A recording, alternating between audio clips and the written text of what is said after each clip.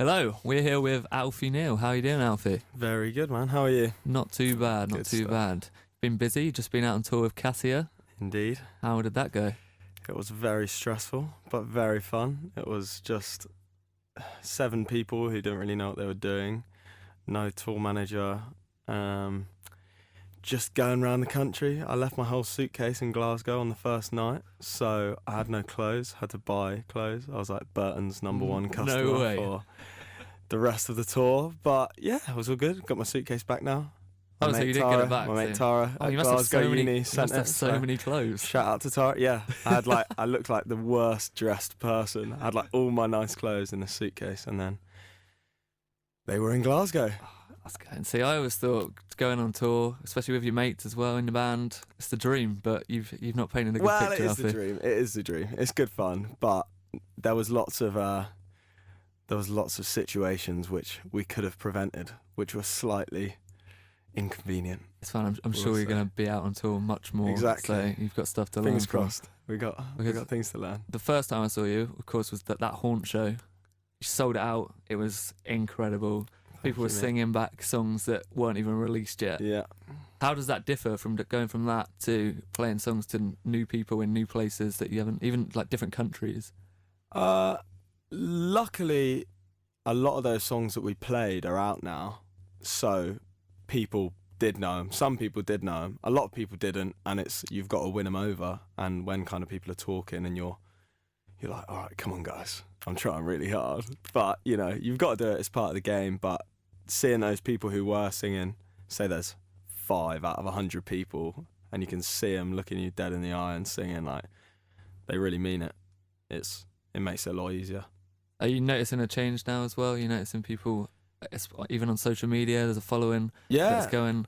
I think even you look at your latest single, Stepping Stones, is almost outstreamed every other song that you've got on Spotify as well, which is it's nice. doing really good. It did. I think when I put out Tongue Tied, it did like 10k streams in 6 weeks or something, and Stepping Stones did that in like 3 or like something like that. So it was just like, it's good to see the progression. Can we all just let it go? 'Cause I'm so tired of stepping stones. Told you all these days are gone with the wind. Let the river flow, 'cause I'm so tired of growing old. Sitting wishing for a new life to begin. So won't you run away with me today, till I grow and find my way. Run away with me today, till I find my way. 'Cause I'm so tired of painting pictures in your mind. Why don't we live it for a while? Your disposition's got me high. Oh, I'm so tired of painting pictures in the sky. The grey day or darker night leaves me astray but keeps me tight. If I could fall in love again. She's so sincere, I'm so direct. If I could fall in love again, you know I would. And can we all just let it go? 'Cause I'm so tired of stepping stone. Told you all these days are gone with the wind. Oh, let the river flow, 'cause I'm so tired of growing old. Sitting wishing for a new life to begin.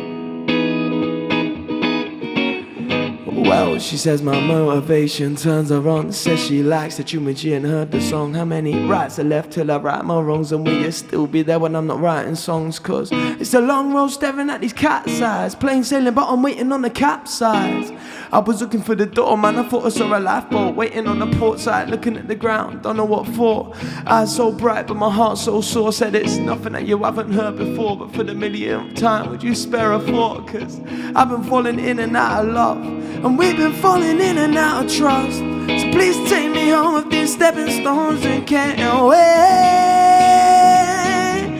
Let it go, cause I'm so tired of stepping stones.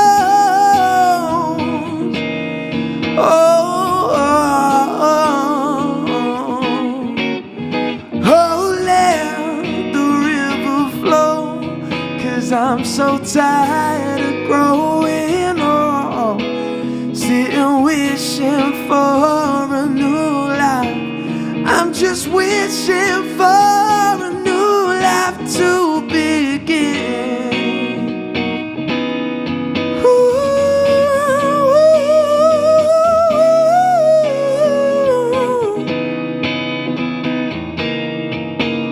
I'm just wishing.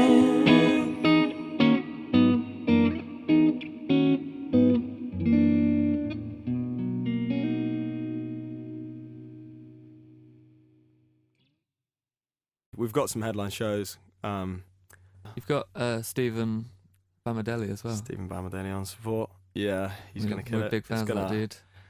Yeah, it's a bit of a weird one. I'm not sure why I chose him. I'm a bit worried now.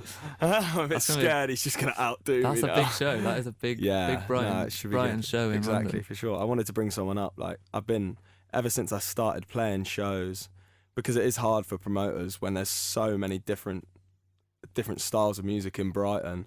A lot of the time, you get put on the bill with like an indie rock act, and you're playing soul. And although like it's good to see everyone's grafting and that in Brighton, it's nice to sell out a show and then be able to be like, now I can actually choose the support, and I know he's going to kill it, and it's just going to be a sick show. It sets it up, like it really does set it up. I think when you have a nice support, it just gets you gassed for the main event, which is fortunately hopefully me this time.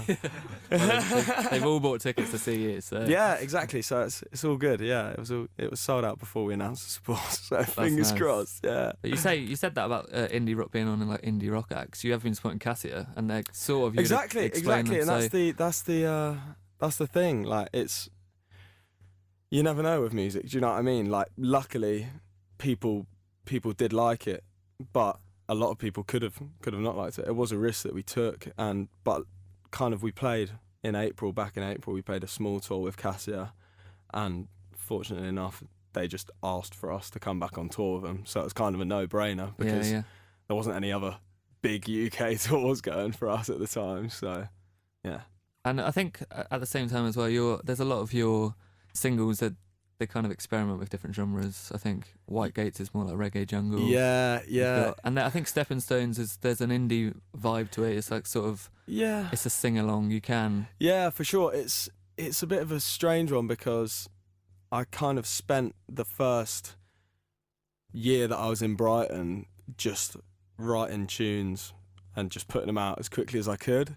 And because of that, I put out quite a few different styles. I know, like, although I do still like to jump between kind of genres and stuff like that, I just say cool pop now. Yeah. Because it's like, you don't think of that like chart kind of pop, but yeah, I just say cool pop and then let people think for themselves. But like, because I was experimenting so much, there was a lot of different styles out there, like White Gates and things like that. It's very obviously reggae inspired, but now with like my new EP that I've recorded, it's all cohesive. We did it all with the same producer.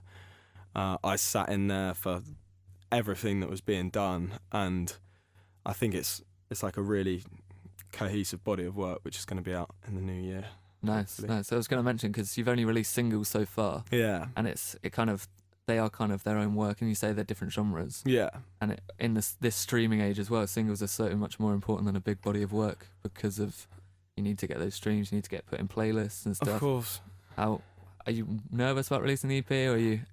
No, I'm not, because I know it's the best thing I've made so far by a mile. Like, I think everyone can safely say that Stepping Stones in terms of production is a step up from the other tunes, although they might like the other tunes as well, and I'm glad they do. But all of the tunes are going to be on that level, if not better. And although it is a body of work, I'm going to release... I'm not going to say how many songs are on the EP, but I'm going to release a few singles in the lead up, Stepping Stones being one of them, and another one this year, and then we'll release the EP next year. That producer you're talking about as well, is that James Barclay from Yackle, exactly. Another Brighton. Brighton's finest, yeah.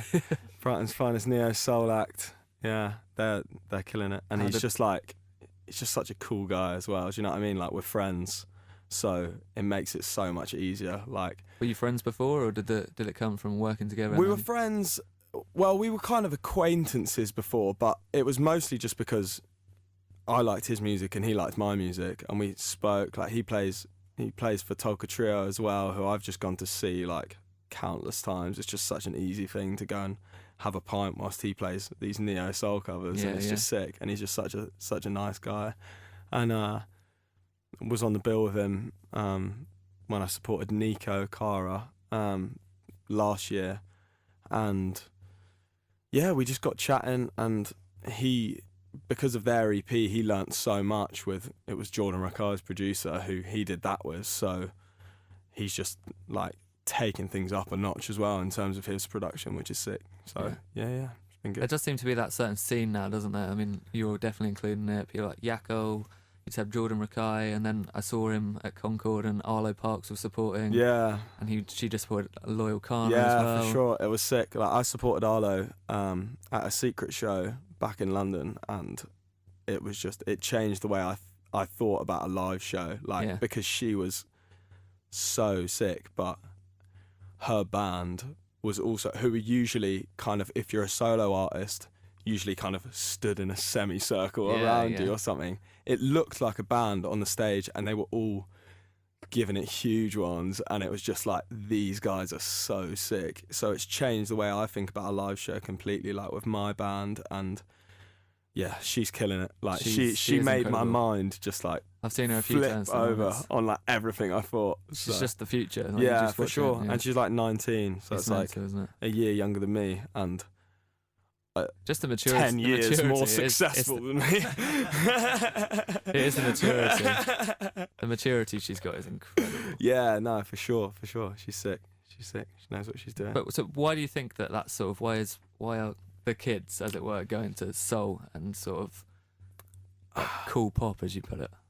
Yeah, I think it's because, well, I wouldn't say it's just soul as such. I think it's just the people are kind of attracted to the people who say what they want to say, and it's relevant things. Like, you could say like Arlo Parks is doing it, but also Billie Eilish is doing it on a massive level, then like on the other end of the spectrum, Idols, Fontaines DC, people like that are doing it, and it's just, I think it's like just topical writing and about things that really matter to people, because it is, although there's lots of good stuff happening, there's a lot of things which people are worried about as well.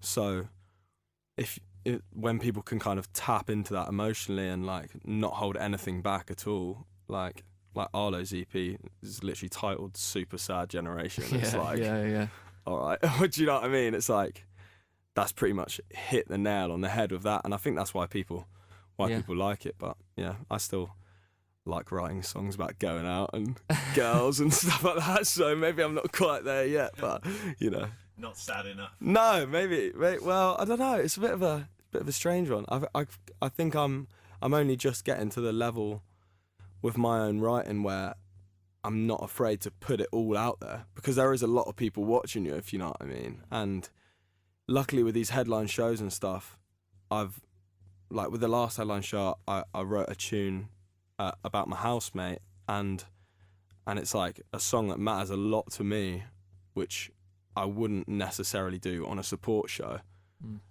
So like it's not something that kind of people tap into in the same way. So with these headline shows and like with a full body of work, it's a lot easier when you've got a longer amount of time to fully express yourself, if you know what I mean. When it's just a half hour every night, it's just like all the bangers, go, make people like it, and then you can go. But yeah, I think as soon as that starts and I start playing more headline shows, it'll become like more and more connected. I'll become more and more connected to people and fans and stuff like that.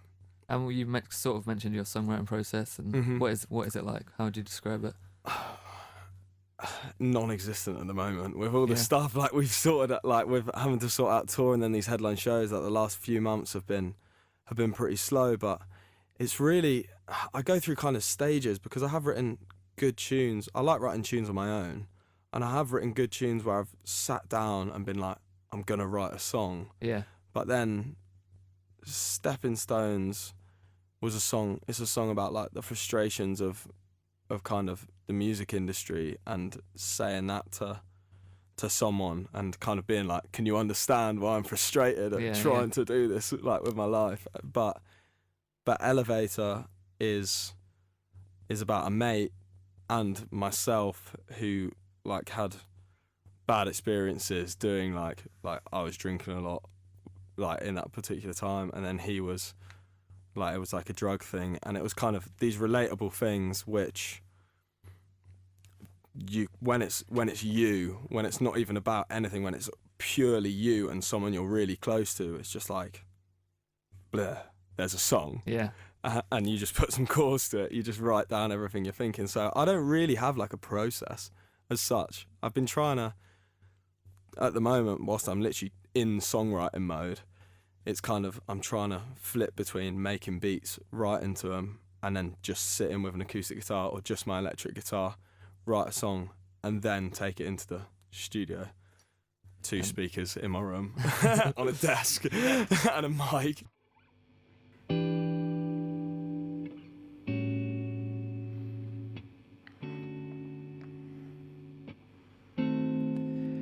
I forgot who I was last night. Had a thought and you crossed my mind. Oh, ain't that strange?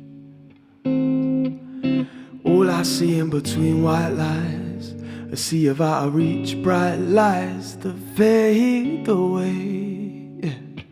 And if I told you I loved you, would you run just like I do? I heard, but couldn't see my love. And I heard that what goes up, it must come down. So don't take my elevator, don't take my mind. Don't take my elevator, don't take my mind.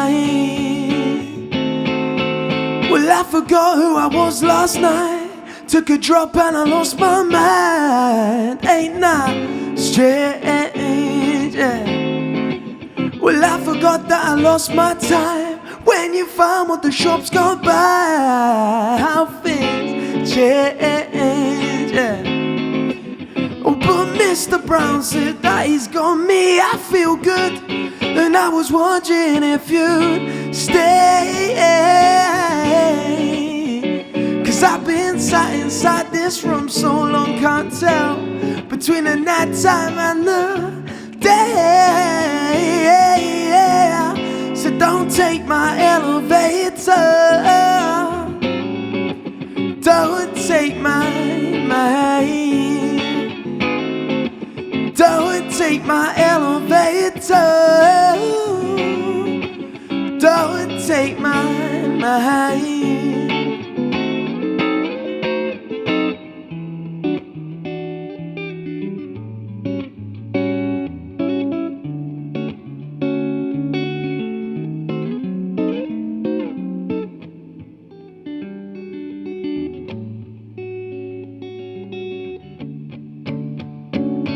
No, no, no, no, don't take my elevator,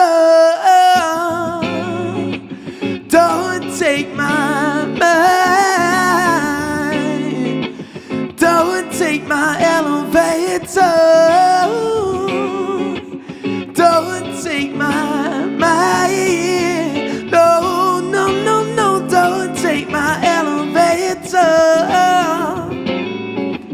Don't take my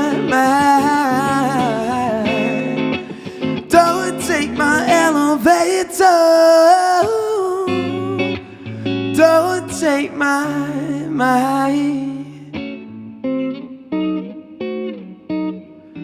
Tweedledum, tweedledum, da-da, tweedledum, tweedledum, da, tweedledum, tweedledum.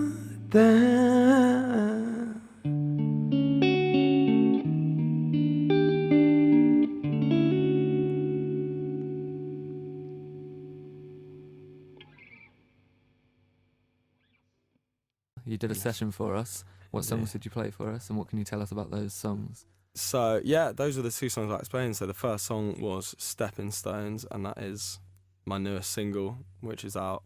And it's about basically with my girlfriend, like, I complain a lot about the music industry to her, because it is very frustrating. I also say a lot of good things to her, because a lot of good stuff does happen. But, like, it's basically just about, like, when I first came in and I had it in my head that it was literally just writing songs, playing shows, and then you meet all the business people and the promoters and the agents and the, like, these magazines which you have to pay money to get in. Crazy, and it's like, why do all these things exist in such a pure industry, which should be this? It should be as simple, I think, as being talented, writing songs which people like and playing shows, but it's not, and it's basically just about that. And then Elevator is, it's about like one night, basically, well, two separate occasions. One night where I drank too much and had a load of realizations, and then one night where my mate did a lot of a drug and, like, really messed himself up, and being like, it's basically about, like, not letting, like, when you're in a bad situation, not letting the things in life that would usually get you down kind of get you down, and enjoying the little things. Like, my mate said he had, like, there's a line in there which is, Mr. Brown said that he's got me, and it's basically he was in hospital and he had James Brown's greatest hits. Like, he had 3 CDs and one of them was James Brown's greatest hits, and that was the only thing he was allowed. And he just said it saved him, basically. And it's just like something as simple as that, like probably like a 20-track album or whatever. I've not listened to James Brown's greatest hits, so I don't know how many tracks, but yeah, like how something like that can just save you from a situation that should be one of the worst times in your life, in theory. Yeah.